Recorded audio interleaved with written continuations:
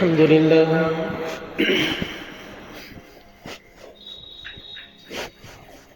لله نحمده ونستعينه ونستغفره ونؤمن به ونتوكل عليه ونعوذ بالله من شرور أنفسنا ومن سيئات أعمالنا من يهده الله فلا مضل له ومن يضلله فلا هادي له ونشهد أن لا إله إلا الله وحده لا شريك له ونشهد أن سيدنا وسندنا ومولانا محمدا عبده ورسوله أما بعد فقد قال الله عز وجل في كلامه المجيد أعوذ بالله من الشيطان الرجيم بسم الله الرحمن الرحيم الذين قال لهم الناس إن الناس قد جمعوا لكم فاخشوهم فزادهم إيمانا وقالوا حسبنا الله ونعم الوكيل فانقلبوا بنعمة من الله وفضل لم يمسسهم سوء واتبعوا رضوان الله والله ذو فضل عظيم وقال النبي صلى الله عليه وسلم يوشك أن تداعي عليكم الأمم كما تداعي الآكلة على قصعتها قالوا أو من قلة قال بل أنتم كثير ولكنكم غثاء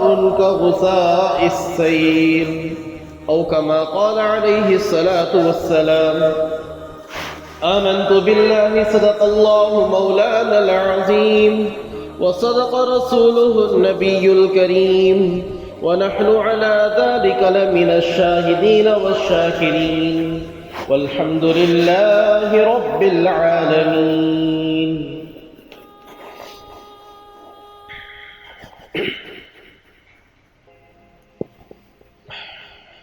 محترم بزرگوں، عزیز دوستوں، اللہ کے لاڈیلے اور پیارے بندوں،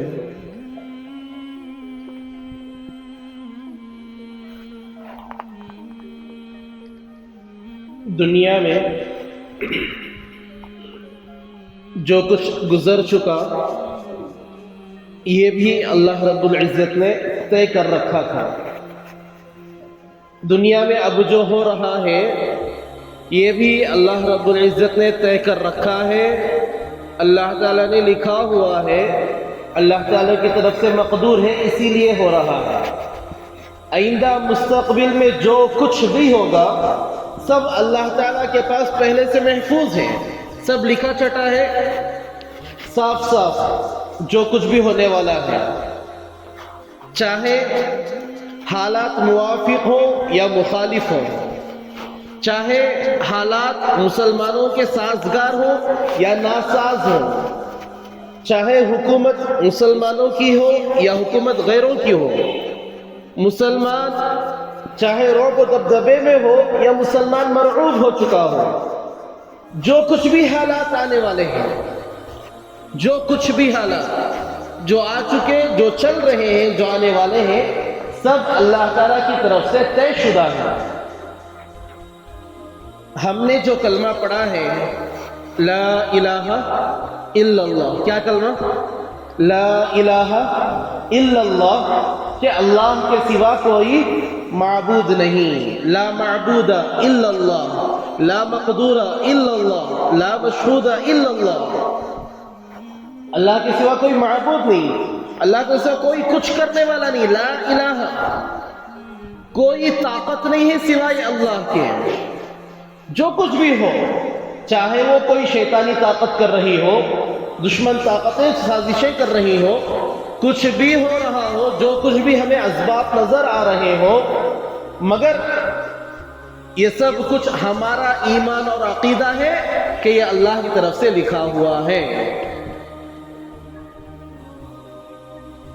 ایک مسلمان کے لیے یہ بات ضروری ہے کہ وہ بار بار کلمے کا ورد رکھے، کلمے کے معانی میں غور کرے، کلمے کے مطلب کو سمجھے، ایک دوسرے کے ساتھ بیٹھ کر مذاکرہ کرے۔ اچھا بھئی ہمارا کلمہ یہ ہے، کلمے کا تقاضا کیا ہے، کلمہ ہم سے چاہتا کیا ہے، کلمہ اس پر یقین رکھنے والا، اس کا ایمان کیسا مضبوط ہونا چاہیے۔ آج کل جو ناموافق حالات چل رہے ہیں، دنیا داری کے بارے میں آپ حضرات ہم سے بہتر جانتے ہیں کہ مسلمانوں کے لیے جینا مشکل کیا جا رہا ہے۔ مدارس پر، مکاتب پر، مساجد پر، علماء اکرام پر، قرآن و حدیث پر تھوڑے تھوڑے وقفے کے ساتھ اس پر حملے کیے جاتے ہیں۔ کبھی بات چلتی ہے کہ مدارس کو بند کیا جائے، کبھی مدارس کو دہشت گردی کا اڈا بنایا جاتا ہے، کبھی مساجد کو نشانہ بنایا جاتا ہے، کبھی علماء اکرام کو نشانہ بناتے ہیں اور چن چن کر علماء کو اٹھا کر انہیں سزائیں ناحق دی جاتی ہیں۔ ابھی تازہ ایک شیطان کا بیان آیا کہ دعوت و تبلیغ کے کام کو بند کیا جائے، دارالعلوم دیوبند کو بند کیا جائے۔ جمیعت العلماء جو مسلمانوں کی ایک واحد جماعت ہے، جو بلا تفریق مذہب و ملت، بلا تفریق مسلک و مذہب، مسلمان نہیں دیکھتی، غیر نہیں دیکھتی، ہر ایک کے لیے خدمت کر رہی ہے آگے چل کر۔ آپ کے شہر میں بھی جمیعت العلماء چن پٹن بنی ہے۔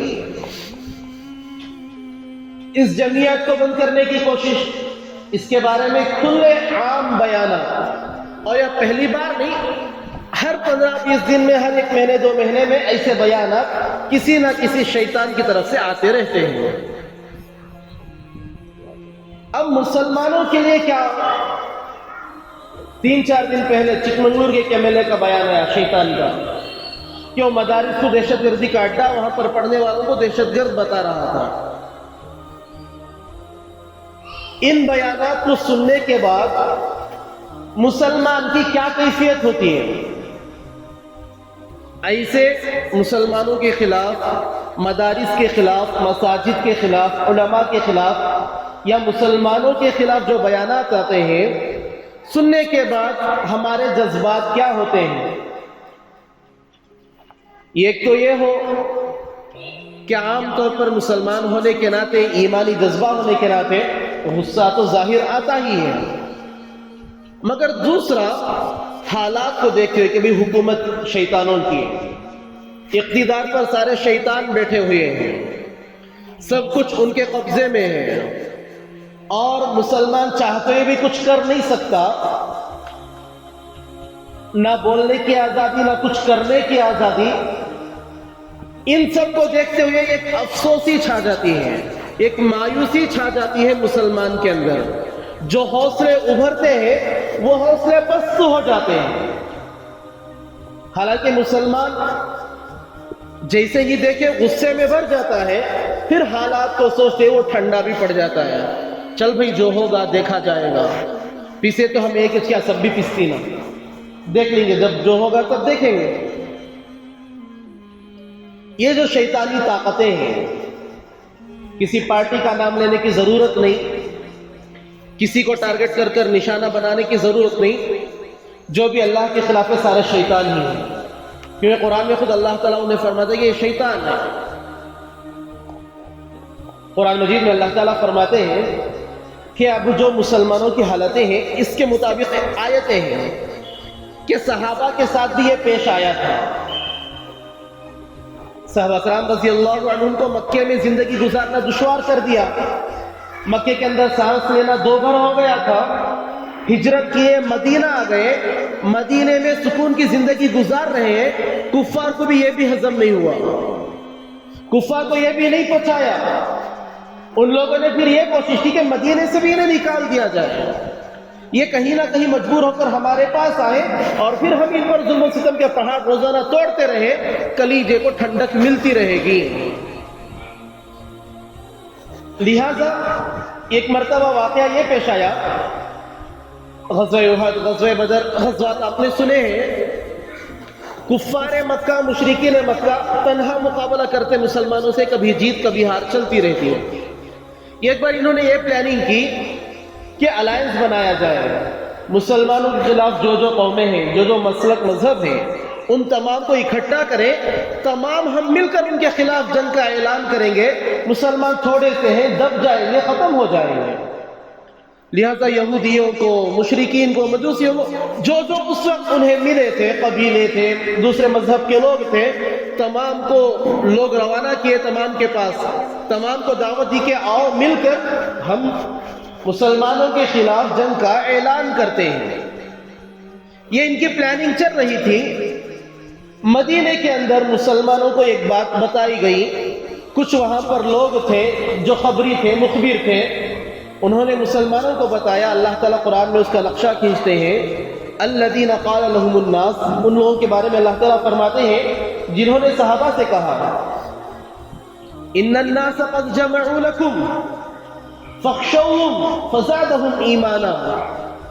ان مخبروں نے مسلمانوں سے کہا کہ دیکھو لوگ تمہارے خلاف اکٹھا ہو رہے ہیں، لوگ تمہارے خلاف اکٹھا ہو رہے ہیں، سب سارے ایک جگہ جڑ رہے ہیں تاکہ تمہیں ختم کرنے کی کوشش کی جائے۔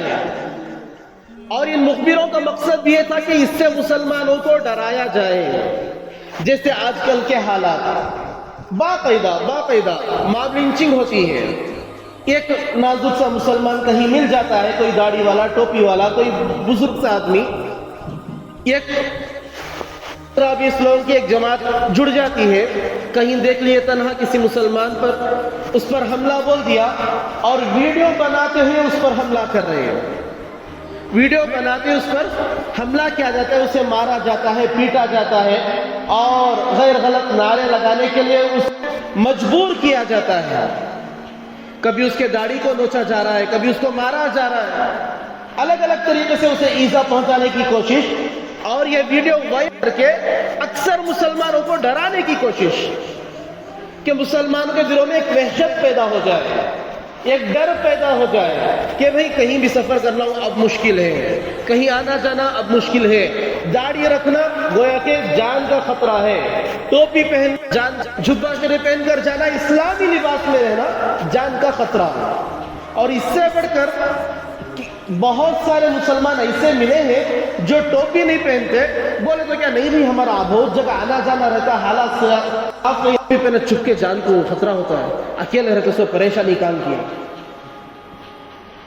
رام نگر میں ایک صاحب ہمارا پہچان کے ٹاٹا اے سی لیے، تو ٹاٹا اے سی کو پورا لکھے یہ جی بی جے کیا جو کچھ وہ لکھانا کرنا رہتا ان کا لکھا کرے، جو اوپر ٹیگ رہتا وہاں پر انہوں جے کرناٹکا لکھا ہے۔ میں بولا کیا واسطے بھی یہ لکھا رہی ہے؟ نہیں کرناٹکا نہیں، کسی ایک غیر مسلم کا ایک نام تھا وہ گاڑی پر، انہوں اسے باقی رکھنے دیے۔ بولے یہ بدلا ڈالو جی، کہ تم دوسرا لکھاؤ، ماشاءاللہ لکھاؤ، میں دوسرا کیا سب لکھا لو۔ تو انہوں بولے نہیں بھیا، بولے انہوں نہیں بھیا، گاڑی کھیڑے جاتے رہتے ہیں، چھپ کے شیطان رہتے ستا ڈالتی، وہ واسطے یہ بھیا تو یہ ان کے بھگوانوں کے نام آنا دیکھ لے تو چھوڑ ڈالتی، کیا بھی مسئلہ نہیں کھڑا کرتے ہیں۔ میں بولا بھائی یہ غیر کے نام سے کما کر کھانے سے مر جانا بہتر، غیر کے خدا یا غیر کے باطل معبود کے نام سے کما کر کھانے سے مر جانا بہتر ہے۔ پھر میرا یہ چلو کھلا اپنا نہیں لکھا سکتے، کم سے کم انڈین لکھا لو، کچھ اور کرناٹکا لکھا لو، کچھ اور لکھا لو، غیروں کا نام کم سے کم مت رکھو۔ چلو اپنا لکھانے میں ڈر ہو رہا ہے، غیروں کا بھی مت لکھو، کچھ ایسا حکمتی طور پر انڈین کچھ لکھا لیا جائے۔ یعنی میں یہ بتانا چاہ رہا ہوں کہ دلوں میں خوف بیٹھا ہوا ہے، دلوں میں خوف بٹھانے کی کوشش کی جا رہی ہے اور ہمارے دلوں میں خوف بڑھ بھی رہا ہے۔ میں پہلے ہی بولا کہ بھئی لا الہ الا اللہ، کوئی طاقت نہیں سوائے اللہ کے، کوئی کچھ نہیں کر سکتا سوائے اللہ کے۔ کوئی قادر مطلق نہیں سوائے اللہ کے. ساری دنیا مل کر تکلیف پہنچانا چاہے، نقصان کرنا چاہے، بال بھی بیکا نہیں کر سکتی جب تک اللہ نہ چاہے. یہ ایمان والا جب تک یہ یقین نہ بنے ہم پکے کلمہ پڑھنے والے نہیں ہیں. یہ یقین بننا ہمارا. جیسے یہ واقعات ہم دیکھیں جیسے یہ ڈرانے کی ہمیں کوشش کرتے ہیں. یہ انٹرویو کھلے عام، حالانکہ قانونی طور پر انڈین کانسٹیٹیوشن کے حساب سے کسی مسلک کے اوپر آپ انگلی نہیں اٹھا سکتے، کسی پر آپ تہمت نہیں لگا سکتے. کھلے عام دارالعلوم کے لیے، کھلے عام تبلیغ جماعت کے لیے، تبلیغ والوں کے لیے، کھلے عام جمعیت العلماء پر، کھلے عام مدارس مساجد پر انگلی اٹھائی جاتی ہے، نفرت کا نشانہ بنایا جا رہا ہے اور کوئی کچھ کرنے والا نہیں. ظاہر بات ان کی حکومت، ان کی مرضی، ان کا اقتدار، جو چاہے کرے، کون ہے پوچھنے والا؟ جو پوچھے گا اس کو ختم کر دیا جائے گا. الغرض یہ جو ڈرانے کی کوششیں ہو رہی ہیں، صحابہ کے ساتھ بھی پیش آیا. مخبروں نے ڈرایا کہ دیکھو سارے اکٹھا ہو رہے ہیں، تمہیں بچنے کا کوئی چانس نہیں ہے، نہیں بچ سکتے. ساری جماعتیں، سارے قبیلے مل کر آ رہے ہیں. اللہ فرماتے ہیں جب انہوں نے یہ ڈرانے کی کوشش کی، فزادہم ایمانا، ان کا ایمان اور بڑھ گیا تھا. ایمان والے کی یہ صفت ہے کہ اسے یقین. جب صحابہ ایمان لاتے تھے، صحابہ ایمان لاتے، واقعات آپ نے بھی سنے گے. اللہ کے نبی صلی اللہ علیہ وسلم صاف فرماتے کہ دیکھو حالات ناموافق ہیں، اپنے ایمان کو چھپائے رکھنا، جب ہم غلبے میں آئے تب تم اپنے ایمان کو ظاہر کر دینا. مگر صحابہ رضی اللہ عنہم جب مسلمان ہو جاتے، ایمان کا چسکا جیسے ہی لگتا، غیر اللہ کا ڈر دلوں سے نکل جاتا تھا. کھلے عام آ کر اعلان کرتے، چاہے اس کے بعد حالات جیسے بھی پیش آئے، کھلے عام آ کر اپنے ایمان کا اعلان کرتے تھے صحابہ. جب وہ ایمان لگنے پتا ہے کہ بھی حالات ہمارے مخالف ہونے والے ہیں، ہمارے خلاف سازشیں رچنے والی ہیں، قومیں ہمارے خلاف، گھرانہ ہمارے خلاف، محلہ، اپنے خاندان کے لوگ ہمارے خلاف کھڑنے والے ہیں. یہ صحابہ کو پہلے سے پتا تھا. اللہ تعالیٰ فرماتے ہیں کہ جب یہ لوگ انہیں ڈراتے، فزادہم ایمانا، ان کا ایمان اور بڑھ جاتا. وقالوا، اور صحابہ کہتے، حسبنا اللہ ونعم الوکیل، اللہ ہمارے لیے کافی ہے، وہ بڑا اچھا کارساز ہے. کرنے والے ہم نہیں، کرنے والے ہم نہیں، اللہ کرنے والا. وہ بہت اچھا کرتا ہے اس کا کام. وہ جب کام کرنے پر آتا ہے وہ اپنے کام کو انجام دیتا ہے. وہ ہمارے لیے کافی ہے، ہمیں ڈرنے کی کیا ضرورت. اللہ تعالیٰ فرماتے ہیں قرآن میں ایک جگہ، کم من فئۃ قلیلۃ غلبت فئۃ کثیرۃ باذن اللہ. کم من فئۃ قلیلہ، کتنی تھوڑی جماعتیں تعداد میں بہت کم تھیں، تعداد میں بہت کم، طاقت کے اعتبار سے کم، ہتھیارات کے اعتبار سے کم، قلیل جماعت. غلبت فئۃ کثیرہ، بڑی بڑی کثیر جماعتوں پر طاقت کے اعتبار سے، کثرت کے اعتبار سے، تعداد کے اعتبار سے بڑی بڑی جماعتوں پر ان لوگوں نے غلبہ پا لیا. باذن اللہ، کس کے ذریعے سے؟ اللہ کی اجازت سے، اللہ کے حکم سے. مسلمان جب بھی غلبہ پایا ہے، مسلمان جب بھی فتح حاصل کی ہے، مسلمانوں نے جب بھی فاتح بنا ہے، یہ ایک چیز مسلمانوں کی رہی ہے کہ اللہ پر ایمان، اللہ پر ایمان. حالت کیسی ہوتی؟ ایک مرتبہ غزوہ حنین کے موقع پر صحابہ کرام رضی اللہ عنہم کی جو جماعت تھی تعداد میں 12,000 تھے. کتنے؟ 12,000. یہ وہ پہلی جماعت تھی جو تعداد میں بہت بڑھی ہوئی تھی. فتح مکہ کے موقع پر بھی 9 سے 10,000 تک صحابہ باقی تھے. بس فتح مکہ کے بعد غزوہ حنین کا واقعہ پیش آیا. کچھ قبیلے مل کر اس وقت بھی جیسے مکہ فتح ہوا تو لوگوں نے یہ سوچا کہ مکہ مین سینٹر ہے، کیپٹل ہے، وہی اب فتح ہو گیا، اب یا تو ہمیں جینا ہے یا تو مر جانا ہے. اگر جینا ہو تو اسلام لانا ہوگا، ورنہ لڑ کر ہمیں ختم ہونا ہے. تو کچھ لوگ مسلمان ہوئے، کچھ قبیلوں نے یہ تہیہ کر لیا، یہ ارادہ کر لیا کہ نہیں ہم لڑیں گے، مسلمان کو یا تو ماریں گے یا تو مر جائیں گے. البتہ انہوں نے جنگ کا اعلان کر دیا. جیسے ہی جنگ کا اعلان ہوا، اللہ کے نبی صلی اللہ علیہ وسلم مکے میں تھے، اللہ کے نبی صلی اللہ علیہ وسلم نے بھی صحابہ سے کہا کہ اچھا تیاری کر لی جائے، ہم بھی جائیں گے، جنگ کریں گے۔ اللہ کے کلمے کو بلند کرنا ہے، جو اللہ کے دین کے خلاف آئے گا اس کے خلاف کھڑنا نبی کا حق، مسلمانوں کا حق ہے۔ لہذا اللہ کے نبی صلی اللہ علیہ وسلم نے صحابہ ساری جماعت بنی، 1000-2000 لوگ وہ بھی اس میں جمع ہو گئے جو نئے نئے مسلمان تھے، اور وہ یہ سوچ کر جمع ہو گئے چلو بھئی فتح ہو گئی تو غنیمت کا مال کچھ ملے گا، کچھ فائدے میں رہیں گے، اگر دیکھیں کہ وہ لوگ غالب ہو رہے ہیں دشمن تو ہم چپکے سے نکل جائیں گے۔ ابھی کچا ایمان، نئے نئے مسلمان ہوئے تھے، گئے راستے میں جا رہے ہیں، طائف کا سفر، طائف کا راستہ تھا، وہ غزوہ حنین کا، گھاٹیوں کا راستہ، نئیس روڈ دیکھنی کینگری کے پاس کا، آجو باجو پہاڑاں بیچ میں تھے تو گھاٹی بولتے تھے، گھاٹیوں کا راستہ تھا، جا رہے ہیں ایسے آجو باجو پہاڑ گھاٹی ہیں۔ صحابہ میں کچھ بات چیت چلی، کچھ نئے نئے جو لوگ تھے انہوں نے یہ کہا کہ اچھا اب تک حالت ہماری یہ تھی کہ ہم تعداد میں کم تھے، اب تک ہماری حالت یہ تھی کہ ہم تعداد میں کم تھے، آج دیکھو ہم کتنی تعداد میں ہیں، اب کوئی بھی فوج سامنے آ جائے ہم اس کا مقابلہ کر سکتے ہیں۔ یہ درمیان میں باتیں ہو رہی ہیں، اللہ کے نبی کو اس کا علم نہیں، اللہ کے نبی صلی اللہ علیہ وسلم سامنے ہیں، رہبر ہے، جماعت چل رہی ہے، تھوڑی دور چلے تھے، تاریخ میں باتیں آئی ہیں، تھوڑی دور چلے تھے کہ گھاٹیوں کے درمیان میں سے تیروں کی بوچھار ہوئی، گویا تیروں کی بارش ہو رہی ہو، کسی کو تیر چھپ رہا ہے، کوئی ادھر کوئی ادھر، سارے صحابہ بھگدڑ مچ گئی، بھاگنے لگے، کوئی ادھر بھاگ رہے کوئی ادھر بھاگ رہے، جدھر جان بچنے کا دکھا ادھر جا کر چھپ گئے۔ اللہ کے نبی صلی اللہ علیہ وسلم اور کچھ صحابہ کرام رضی اللہ عنہم اجمعین ثابت قدمی کے ساتھ کھڑے ہوئے، دیکھیں گے صحابہ بھاگ رہے ہیں۔ اللہ کے نبی صلی اللہ علیہ وسلم صحابہ کو لے کر ایک طرف کو ہوئے، اور حضرت عباس رضی اللہ عنہ کو کہا کہ آواز دو اور صحابہ کو ادھر جوڑو کہ نبی ادھر ہے، ادھر لوٹاؤ۔ حضرت عباس رضی اللہ عنہ کی آواز کتابوں میں آیا ہے کہ ایسی تھی 5 کلومیٹر دور تک ان کی آواز جاتی تھی، کتنا ہمارے مائکہ نہیں لگتے ہوتے ہیں۔ اللہ تعالیٰ ایمانی قوت عطا کرتی تھی، کوئی چیز نہیں، ایمانی قوت۔ صحابہ کے بارے میں پڑھی نہیں، جنگل میں جاتے کھڑے ہو کر کہیں ایک جگہ اعلان کرتے کہ جنگل کے جانوروں ہمارے لیے جنگل کو خالی کر دو، ہم یہاں پر ٹھکانہ بنانے آئے ہیں، ہم غلام رسول ہیں۔ جنگل کے جانور جنگل خالی کر دیتے تھے، سمندروں پر گھوڑے دوڑا دینا، شیر کے ذریعے سے راستہ معلوم کر دینا، ایمانی قوت ہے۔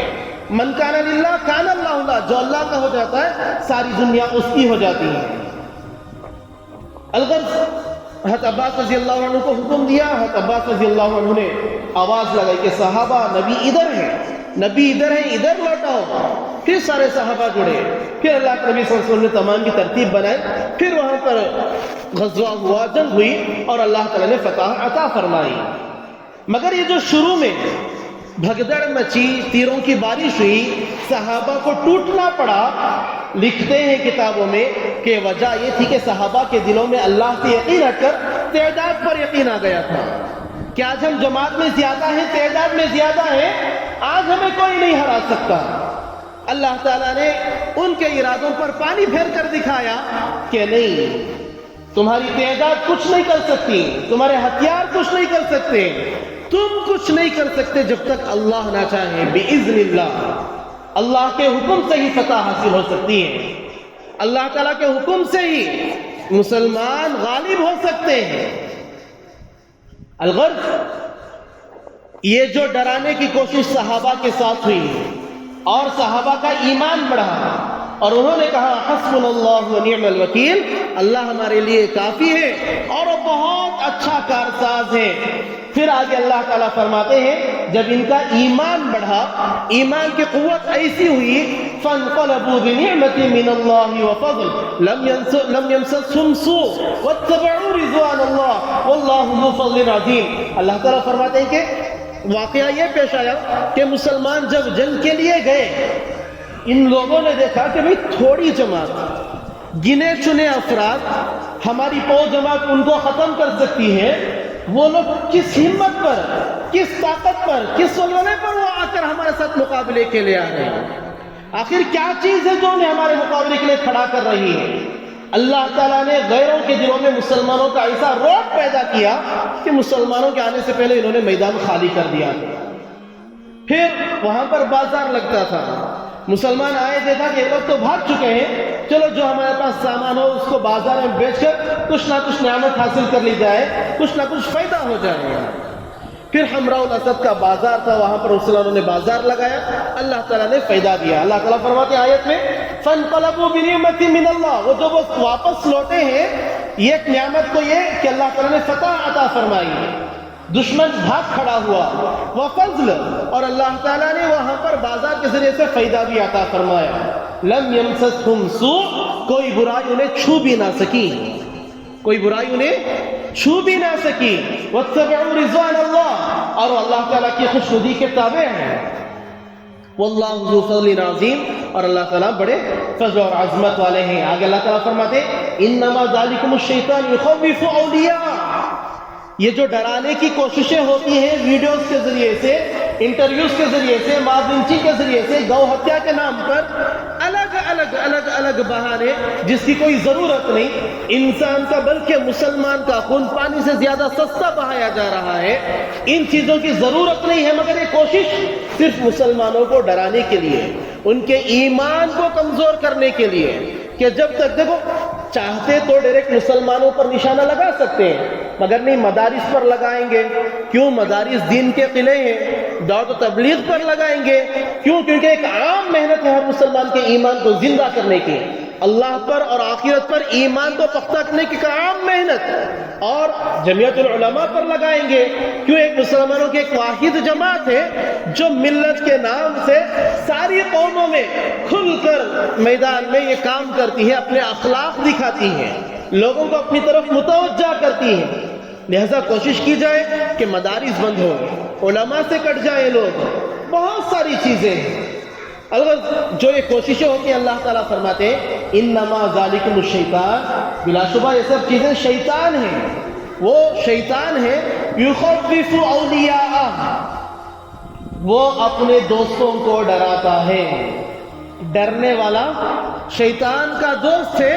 جو اللہ کا دوست ہوگا وہ ان چیزوں سے نہیں ڈرے گا.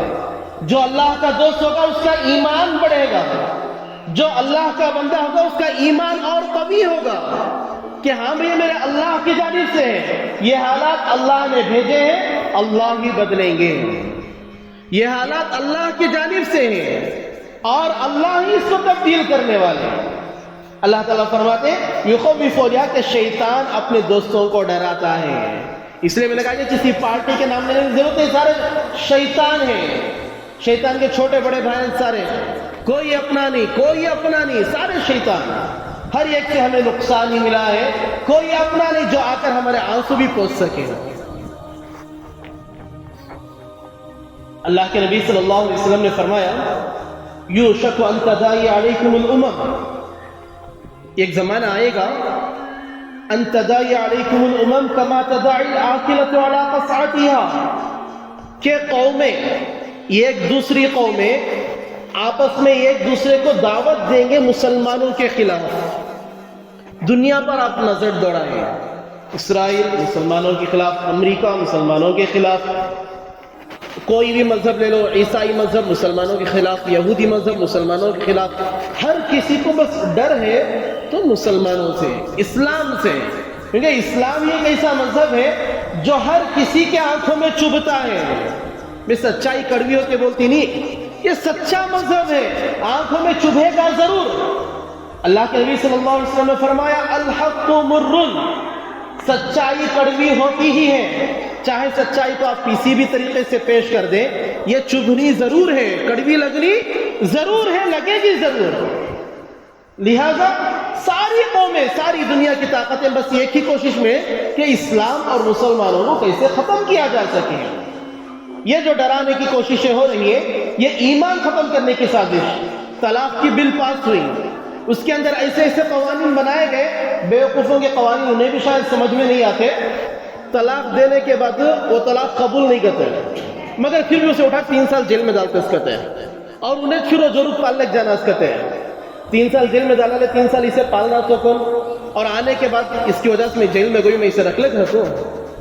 اور پھر دیکھو طلاق بھی نہیں ہوئی تو طلاق نہیں ہوئی کا مطلب کیا؟ انہیں واپس آنے کے بعد اس کے ساتھ زندگی گزارنا جو کہ بالکل حرام، پھر اس سے جو بچے وہ حرام۔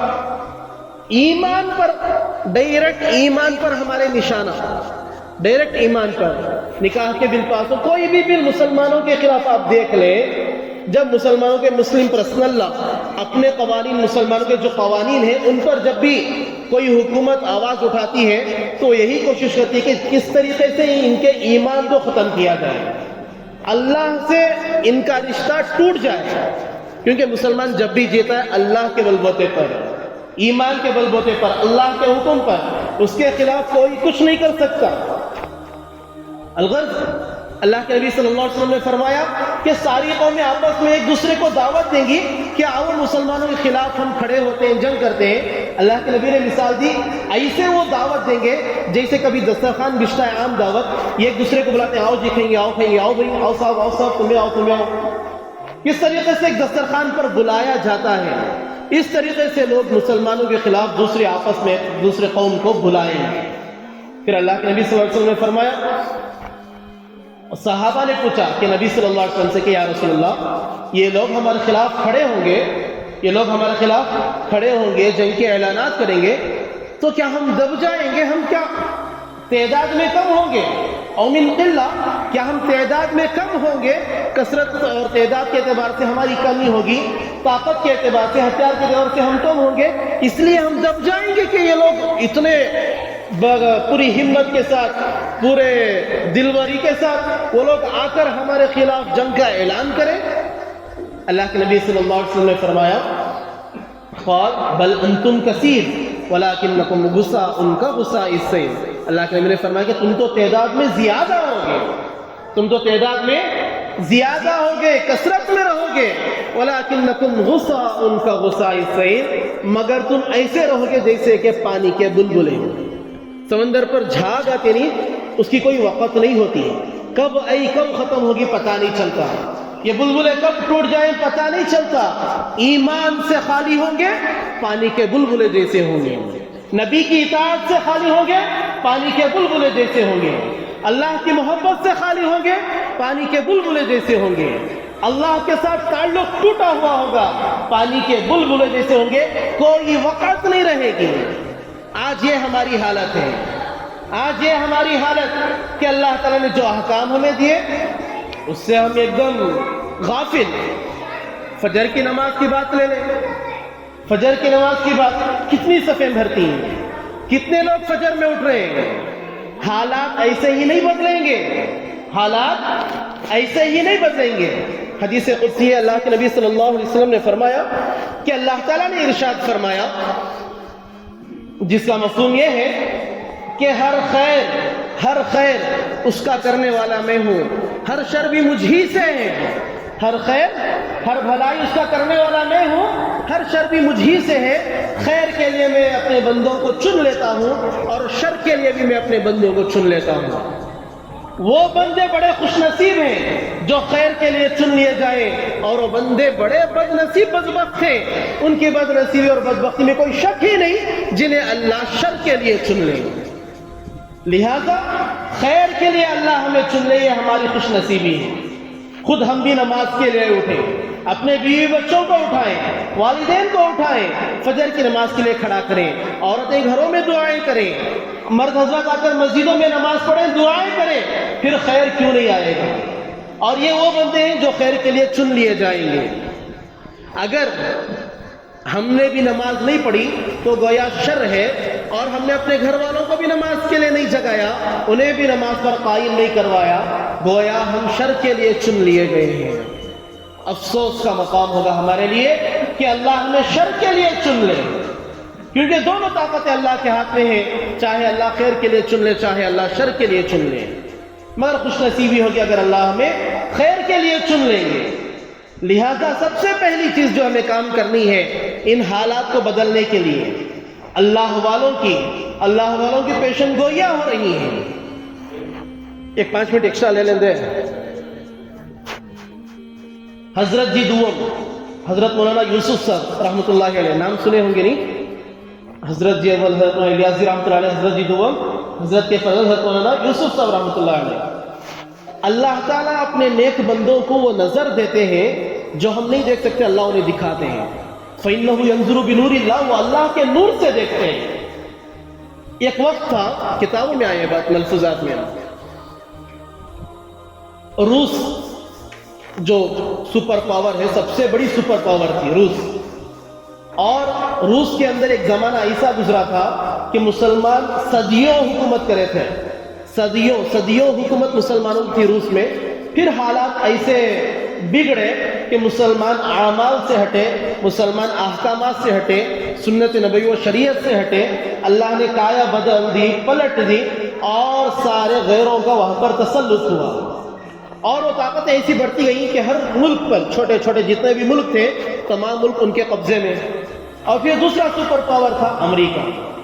ملفوظات میں آیا ہے کہ حضرت جی زیادہ دور نہیں ہمارے سے، قریب قریب کا ہی زمانہ۔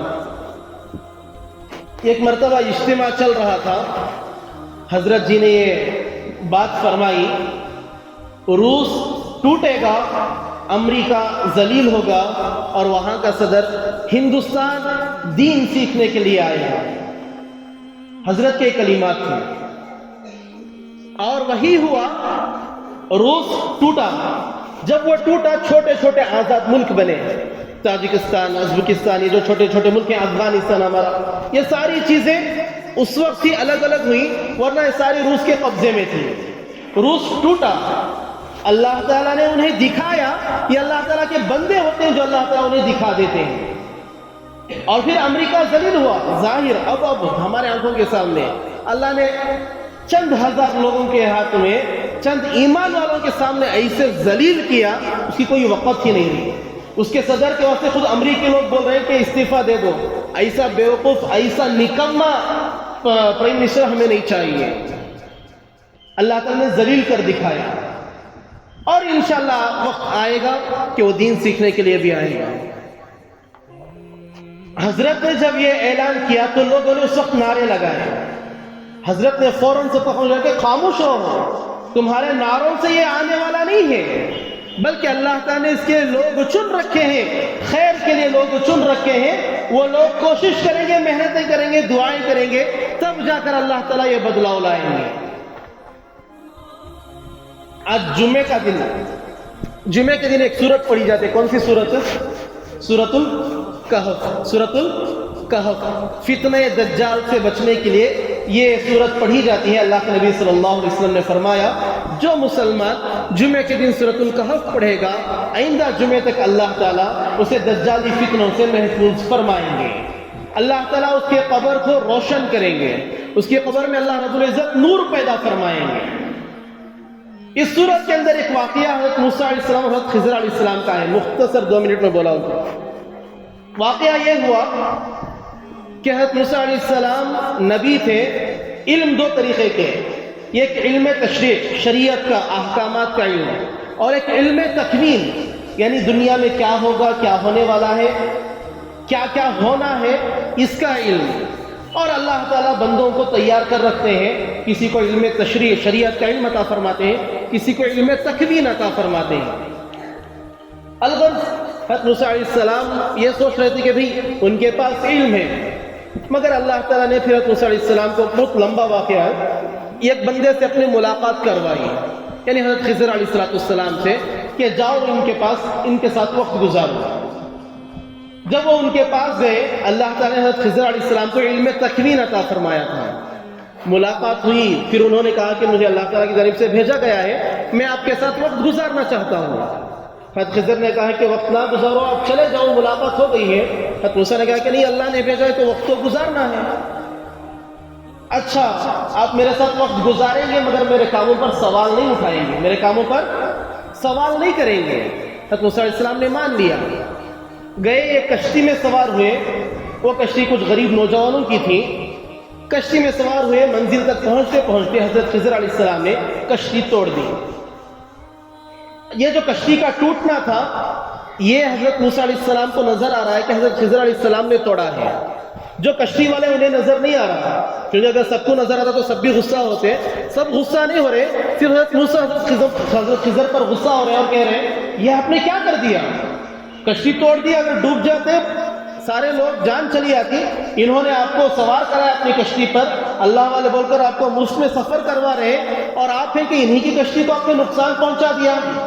حضرت خضر نے کہا کہ میں نے کہا تھا سوال مت کرو, تم نے سوال کر دیا, چلے جاؤ. حضرت موسیٰ نے کہا کہ نہیں, معاف کر دو, ایک بار غلطی ہے, معاف کر دی. دوسری پھر بات یہ ہوئی کہ ایک گاؤں میں گئے, ایک بچے کو حضرت خضر علیہ السلام نے قتل کر دیا, اس بچے کو قتل کر دیا. حضرت موسیٰ علیہ السلام پھر غصہ, ایک معصوم بچے کو تم نے ناحق قتل کر دیا, کیا ضرورت تھی؟ لوگوں کو یہ دکھ رہا ہے کہ بھئی کسی سبب کی وجہ سے بچہ مر گیا, اور حضرت موسیٰ علیہ السلام کو نظر آ رہا ہے کہ حضرت خضر نے انہیں قتل کیا. جیسے آج بھی ہوتا نہیں, حضرت اسرائیل آتے ہیں اور وہی جان لیتے ہیں, مگر اسباب کچھ اور نظر آتے ہیں, لہذا ویسے ہی نظر آیا. اور تیسرا اور ایک واقعہ پیش آیا, اللہ تعالیٰ نے حضرت خضر کو علم تکوین دیا تھا جس کا علم حضرت موسیٰ علیہ السلام کو نہیں تھا, لہذا 3 واقعے پیش آئے. اس کے بعد حضرت خضر علیہ السلام نے کہا کہ 3 غلطیاں ہو چکی ہیں, اب ہماری جدائی کا وقت ہے, لہذا اب آپ چلے جائیں. جانے سے پہلے وجوہات سننے کے میں نے وہ چیزیں کیوں کی تھی. وہ کشتی میں نے اس لیے توڑی تھی کہ جہاں پر ایک کشتی جانے والی ہے وہاں پر ایک بادشاہ ہے جس نے اپنے باڈی گارڈ, اس نے اپنے فوج کو رکھا ہوا ہے ایک دستے کو کہ اچھی پاک صاف کشتی, صحیح سالم کشتی جو بھی نظر آئے وہ اپنے قبضے میں لے لے گا اور اپنی فوج میں اس کو شامل کر لے گا. وہ ناحق کشتی چھین لیتا, اس لیے میں نے اس کشتی کے اندر ایک نقص, ایک کمی پیدا کر دی. پھر وہ بچہ جس کو ناحق قتل کر دیا, وہ بچہ آگے چل کر گنہگار ہونے والا تھا, اللہ کا حکم تھا اس لیے میں نے قتل کر دیا. یعنی جو حضرت خضر دیکھ سکتے تھے وہ ایک موسیٰ علیہ السلام نہیں دیکھ سکتے. علم تکوین کچھ چیزیں ہوتی ہیں, کیا ہوگا کیا ہونے والا ہے. اللہ کے نبی صلی اللہ علیہ وسلم کے صدقے میں اللہ رب العزت نے اس امت کو یہ علم عطا فرمایا. کچھ افراد ہوتے ہیں جنہیں علم شریعت, علم تکوین دونوں دے دی جاتی ہیں, اور کبھی کبھی کچھ حضرات کو علم تکوین, کچھ حضرات کو علم شریعت عطا کی جاتی ہے. بزرگان دین ہندوستان کے بارے میں یہ کہہ رہے ہیں کہ انشاءاللہ یہاں کے حالات بھی بدلنے والے ہیں, یہاں کے حالات بھی بدلنے والے ہیں. ایک پراپرٹی خریدے مسجد بننے کے واسطے, مسجد بننے سے پہلے کیا کرتے ہو, پراپرٹی کو توڑتی, گڑھے بناتی. دیکھنے والے کیا لگتا ہے, کوئی نیا دیکھا بھی اچھا خاصا گھر کا کہیں پھوڑ ڈالے, اچھی خاصی جگہ جسے کہیں خراب کر رہی ہے, مگر جو پلاننگ کر رہا ہے اسے معلوم ہے کہ بھئی یہاں پر ایک عالیشان مسجد بننے والی ہے, نماز بھی پڑھیں گے, یہاں پر دین کی باتیں ہوں گی, فائدہ ہوگا. لہذا اللہ تعالیٰ کے علم میں سب کچھ ہے. یہ جو حالات آ رہے ہیں یہ ہمارے لیے آزمائش ہے, ہمیں اپنے ایمان کو مضبوط کرنا ہے, کسی سے ڈرنا نہیں ہے, اللہ تعالیٰ کے احکامات پر عمل ہو. نمازوں کی پابندی, اللہ کے لیے ہاتھ جوڑ کر آپ سے التجا, نمازوں کی پابندی کریں. فجر سے لے کر 5 وقت کی نمازیں ہماری ہرگز نہ چھوٹیں. نمازوں کے ذریعے سے اللہ کی مدد حاصل کریں. معاملات کے اندر سچائی رکھیں, لین دین کے اندر امانت داری رکھیں, زبان پر ہمارے جھوٹ نہ ہو. خاص کر غیروں کے ساتھ جب بھی معاملات ہو ہم اپنی ایمان کا مظاہرہ کریں, ہم اپنے اخلاق کو دکھائیں گے مسلمان کیا ہیں. یہ جو حالات پیش آ رہے ہیں نہیں کہ ٹوپی والوں کو دیکھ کر نفرت, داڑھی والوں کو دیکھ کر نفرت, دیکھتے ہی چہرے پر جھریاں پڑ جانا, یہ ہماری غلطیاں ہیں کہ ہم نے اپنے دین کو, شریعت کو, ہمارے نبی کے اخلاق کو ان کے سامنے ہم نے پیش نہیں کیا. اگر ہم پیش کر دیں تو وہ لوگ ہم سے نفرت نہ کرتے. لہٰذا سب سے پہلے تو اللہ سے رجوع کریں, نماز کی پابندی, اعمال اور احکامات کی پابندی. دوسرا اپنے اخلاق کا مظاہرہ کریں, خدمت میں لگے. خدمت سے انسان دل جیتتا ہے. جس طریقے سے بھی ہمارے سے خدمت ہو, غیروں کی, اپنوں کی, ہر ایک کی خدمت کریں. اور قوانین کے دائرے میں رہ کر, سوشل میڈیا کے ذریعے سے ہو, ذرائع ابلاغ کے ذریعے سے ہو, جس طریقے سے بھی ہو سکے قوانین کے دائرے میں رہ کر دین اور اسلام کو پھیلانے کی, غیروں تک بھی پہنچانے کی کوشش فرمائیں. وقت زیادہ ہو گیا. اللہ تعالیٰ سے دعا کہ اللہ تعالیٰ ہم تمام کو بھی کئی ساری باتوں کو سمجھ کر اس پر عمل کرنے کی توفیق عطا فرمائے. آمین. وآخر دعوانا الحمد للہ رب العالمین.